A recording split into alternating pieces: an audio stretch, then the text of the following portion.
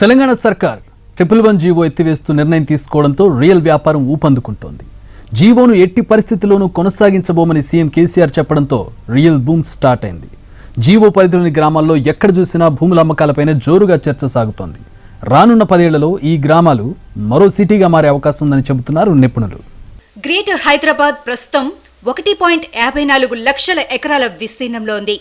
జంట జలాశయాల కింద 111 జీవో పరిధిలోకి వచ్చే 84 గ్రామాల్లో ఉన్న భూముల విస్తీర్ణం 1.32 లక్షల ఎకరాలు. ఇప్పటి వరకు ఈ భూముల్లో 70% ఖాళీగానే ఉన్నాయి. ఈ 84 గ్రామాల పరిధిలో మరో కొత్త మహానగరం నిర్మించాలనే ప్రణాళికలకు రంగం సిద్ధమవుతోంది. తెలంగాణ సర్కార్ కూడా సాధ్యమైనంత త్వరగా ఈ 111 జీవోను ఎత్తివేసే క్రమంలో వచ్చే సవాళ్లను కూడా అధిగమించేందుకు అవసరమైన చర్యలపై దృష్టి పెట్టింది. హైదరాబాద్ శివారులోని ఉస్మాన్ సాగర్, హిమాయత్ సాగర్ జలాశయాల పరిరక్షణకు 111 జీవో అమల్లో ఉంది. నిపుణుల కమిటీ నివేదికతో ఈ జంట జలాశయాలకు 10 కిలోమీటర్ల పరిధిలో కాలుష్యకారక పరిశ్రమలు, భారీ హోటళ్లు, నివాస కాలనీలు, ఇతర నిర్మాణాలపై నిషేధం విధిస్తూ 1990లో మొదటిసారిగా 192 జీవోను అప్పటి ఉమ్మడి ఏపీ సర్కార్ తీసుకొచ్చింది. ఆ తర్వాత చోటు చేసుకున్న పరిణామాల్లో కొన్ని సవరణలను చేస్తూ 1996 మార్చి 8న అప్పటి ప్రభుత్వం 111 జీవో జారీ చేసింది. ఈ జీవో పరిధిలో 84 గ్రామాల్లోని 132,000 ఎకరాలు అంటే దాదాపు 538 చదరపు కిలోమీటర్లలో విస్తరించి ఉంది.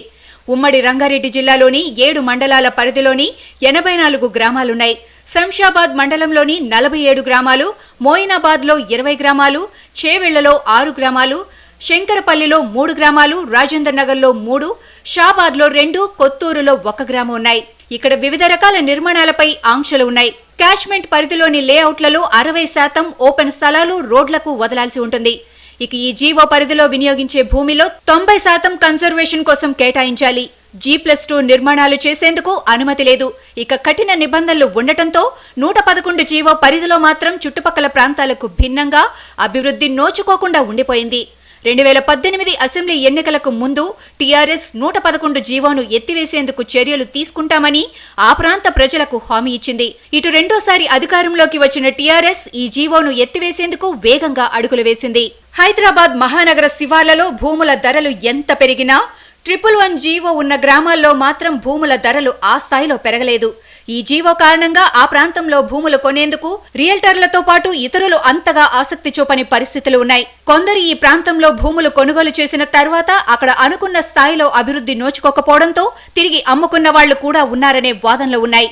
మరోవైపు 111 జీవో అమల్లో ఉన్నప్పటికీ ఈ ప్రాంతాల్లో అక్రమంగా 20 ఏళ్లకు పైగానే నిర్మాణాలు జరుగుతూనే ఉన్నాయి. గ్రామ కంఠం పరిధిలోనే నిర్మాణాలు చేయాలనే నిబంధన ఉన్నా దాన్ని అతిక్రమించి రియల్టర్లు ఫామ్ హౌస్ నిర్మాణాలను, విల్లా వెంచర్లు ఇలా అనేక రూపాల్లో వేలాది కట్టడాలు ఇక్కడ పుట్టుకొచ్చాయి. అంతే స్థాయిలో వందల లేఅవుట్లు పుట్టగొడుగుల్లా వెలిశాయి. దీంతో అక్రమంగా వెలసి 303 లేఅవుట్లు తెలంగాణ పంచాయతీ శాఖ అధికారులు ధ్వంసం చేశారు. సర్కార్ తాజా లెక్కల ప్రకారం ప్రస్తుతం 84 గ్రామాల పరిధిలో 700కు పైగా అనధికార లేఅవుట్లు, దాదాపు 30,000కు పైగా అక్రమ కట్టడాలు ఉన్నాయి. తెలంగాణ వ్యాప్తంగా ఉన్న ఇరిగేషన్ ప్రాజెక్టుల ద్వారా గ్రేటర్ హైదరాబాద్కు, HMDA పరిసర ప్రాంతాలకు అవసరమైన నీరు అందుబాటులో ఉంది. తాగునీటి కోసం నిర్మించిన గండిపేట, ఉస్మాన్ సాగర్ల చారిత్రక నేపథ్యం చెదరకుండానే చర్యలు తీసుకుంటోంది సర్కార్. 111 జీవో పరిధిలోని భూములను అందుబాటులోకి తీసుకురావాలని నిర్ణయించింది ప్రభుత్వం. కృష్ణా, గోదావరి జలాలను హైదరాబాద్లో ఇంటింటికి అందిస్తున్నామని సర్కార్ చెబుతోంది. దీంతో హైదరాబాద్ శివార్లలో ఉన్న గండిపేట, ఉస్మాన్ సాగర్ జంట జలాశయాలు ప్రస్తుతం తాగునీటి అవసరాలకు ఉపయోగించడం లేదని సీఎం కేసీఆర్ ఇప్పటికే అసెంబ్లీలో ప్రకటించారు. కృష్ణా, గోదావరి, మంజీరా నదుల నుంచి నగర అవసరాలకు సరిపడ నీటిని తీసుకుంటున్నామని తెలిపారు కేసీఆర్. గ్రేటర్ హైదరాబాద్ లో గత 5 ఏళ్లుగా ఎక్కడా భూములు, ఖాళీ స్థలాలు లేవు. నార్సింగి, కోకాపేటతో పాటు శివార్లలో మాత్రమే కొన్ని ప్రాంతాల్లో స్థలాలున్నాయి. రియల్ ఎస్టేట్ రంగంలో హైదరాబాద్ గణనీయంగా అభివృద్ధి చెందుతోంది. ఫలితంగా తెలంగాణ సర్కార్కు మేజర్ రెవెన్యూ ఈ రంగం నుంచే వస్తోంది. రిజిస్ట్రేషన్ల రూపేణా ప్రభుత్వానికి వేల కోట్ల రూపాయల్లో ఆదాయం సమకూరుతోంది. ఈ లెక్కలు వేసుకున్న ప్రభుత్వం 84 గ్రామాల పరిధిలో మరో కొత్త నగరం తీర్చిదిద్దాలనే ఆలోచనతో ఉంది. దీనిపై ఇప్పటికే కేసీఆర్ పలుసార్లు మున్సిపల్, రెవెన్యూ, HMDA ఉన్నతాధికారులతో సమీక్షలు నిర్వహించారు. ఈ సమావేశాల్లో 2 జలాశయాలకు కిలోమీటర్ దూరంలోనే ఆంక్షలు విధించి మిగిలిన వాటిలో నిర్మాణాలకు అనుమతి ఇవ్వాలని కొందరు వాదించారు. గ్రీన్ జోన్, రెడ్ జోన్లు ఏర్పాటు చేయాలని మరికొందరు అధికారులు అభిప్రాయాలు వ్యక్తం చేశారు. అయితే సీఎం కేసీఆర్ మాత్రం వాటిని పరిశీలిద్దామని చెప్పినట్టు సమాచారం. పర్యావరణాన్ని దృష్టిలో పెట్టుకుని ఆ ప్రాంతం అభివృద్ధి చేసుకోవచ్చనే అభిప్రాయం వ్యక్తమవుతోంది. అయితే జంట జలాశయాల పరిధిలోని 1,00,000కు పైగా ఎకరాల్లో రియల్ ఎస్టేట్ వ్యాపారం విస్తరిస్తే మధ్యతరగతి సొంతింటి కల నెరవేరుతుందనే ఆలోచనలో సీఎం కేసీఆర్ ఉన్నట్టు ప్రభుత్వ వర్గాలు చెబుతున్నాయి.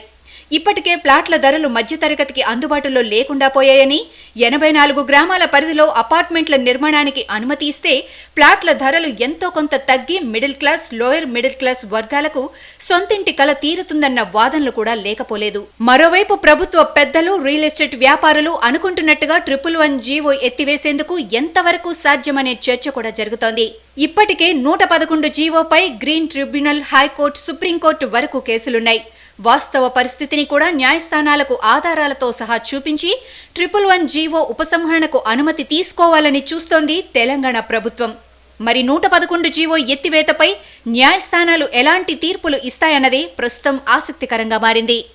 111 జీవో ఎత్తివేస్తే ఇంతకాలం అభివృద్ధికి నోచుకొని ఈ ప్రాంతం రూపురేఖలే మారిపోబోతున్నాయి. పర్యావరణాన్ని దృష్టిలో పెట్టుకుని అక్కడ మరో నగరం ఏర్పాటయ్యేలా చర్యలు తీసుకోవాలని ఆలోచనతో తెలంగాణ సర్కార్ ఉంది. అభివృద్ధి చెందిన దేశాల్లో ఉన్న పర్యావరణ హిత నగరాల మాదిరిగానే ఈ ప్రాంతంలోనూ డెవలప్మెంట్ జరగాలనేది సర్కార్ ఆలోచనగా ఉంది. 111 జీవో పూర్తిగా ఎత్తివేస్తే కొన్ని ఏళ్లుగా అభివృద్ధికి దూరంగా ఉన్న ఈ ప్రాంతం శరవేగంగా అభివృద్ధి చెందే అవకాశాలున్నాయి. 1990 దశకంలో వచ్చిన 111 జీవోలో అనేక నిబంధనలు ఉండటంతో హైదరాబాద్ నగర శివార్లలో శరవేగంగా అభివృద్ధి జరుగుతుంటే ఈ ప్రాంతం మాత్రం అందుకు పూర్తి భిన్నంగా ఉంటుందనే విశ్లేషణలు ఉన్నాయి. 111 జీవో పరిధిలో మొత్తం 84 గ్రామాలున్నాయి. ఈ గ్రామాల పరిధిలో 1,32,000 ఎకరాల భూమి ఉంది. ఇందులో రాష్ట్ర సర్కారుకు సంబంధించిన భూములు కూడా ఉన్నాయి. 111 జీవో పరిధిలో ప్రభుత్వ భూమి 18,000 ఎకరాలు, అసైన్డ్ భూమి 9,000 ఎకరాలు, సీలింగ్ భూమి 2,000 ఎకరాలు, భూధాన్ భూమి 1,200 ఎకరాల వరకు ఉన్నట్టు ప్రభుత్వ వర్గాల లెక్కలు ఉన్నాయి. ప్రభుత్వం 111 జీవో ఎత్తివేతతో ఈ భూములు అన్ని ఉపయోగంలోకి వచ్చే అవకాశాలుంటాయి. హైదరాబాద్ మహానగరం విస్తీర్ణం 217 చదరపు కిలోమీటర్ల పరిధిలో ఉంది. 111 జీవో పరిధి మొత్తం 538 చదరపు కిలోమీటర్ల పరిధిలో ఉంది. దీంతో ఈ ప్రాంతంలో మరో నగరం ఏర్పాటుకు విస్తృతమైన అవకాశాలుంటాయి. ఎన్జిటిలో లేకపోతే హైకోర్టులో అది మళ్ళీ పరీక్షకు వస్తుంది కాబట్టి అప్పుడు అది మరింత సమగ్రత సంతరించుకోవచ్చు.